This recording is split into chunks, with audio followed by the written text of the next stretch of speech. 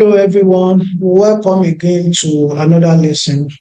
I think earlier we talked about JavaScript comment, and here I just want to explain it a little bit deeper into what comments can be used for in your code. Of course, you can write a program without any comments. I mean, like if you are writing a simple or small program that you can easily trace if there are any issue or error. But JavaScript comments are much more useful than that. It's just like when you are navigating a new place you've never been before. Sometimes you want to take pictures, you want to capture the important landmark that can guide you on that store when you are visiting. So the same thing is what JavaScript comment helps us do in our code.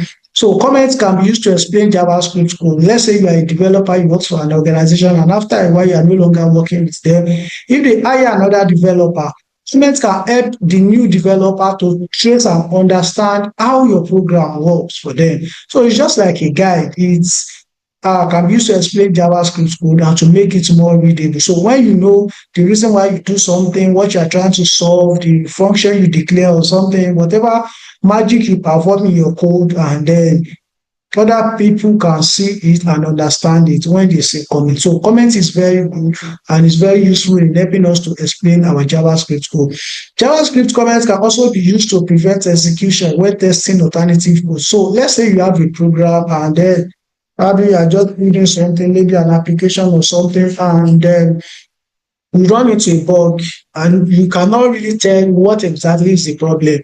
JavaScript comments can help you to comment out the working parts and leave the unworking part so that you can figure out what exactly is wrong with your code. So instead of deleting and having to start rewriting again when you eventually detect the issue, the cause of the bug, the comment is a way to just prevent execution. By commenting that code out, it will not run. Then you'll be able to figure out what exactly is wrong in your alternative code. And like I've told us earlier, that we have single line comments, we have multi-line comment, and there are different ways through which these comments can be written. For example, a single line comment is a double forward slash, and a multi-line comment is a single forward slash asterisk. Put your comment and then asterisk, and you close a single line. So this is how you make a comment in JavaScript. For a refresher, let me quickly show us how to make these comments in JavaScript code. So if you have, I'm going to take this out. I'm going to take the whole of this out. And then, so let me just write something. Let's say I want to give a comment, a single line comment. This is a single line comment.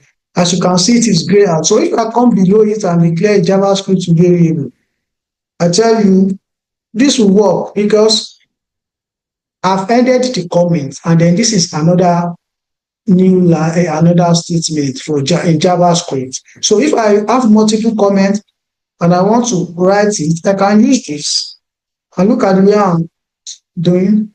So I can put my multiple comments inside this and do something like this. Is JS class and join every bit in it.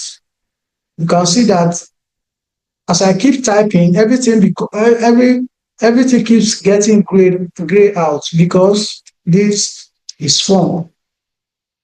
And you can see that I have more than a single line. I have 3 lines of comments, and yet everything is gray out. And the browser knows how to interpret comments, that this is a comment, it will not execute and it will not show in your browser or in your execution. So this is how JavaScript comments work. Thank you and welcome to the end of the lesson. I'll see you in the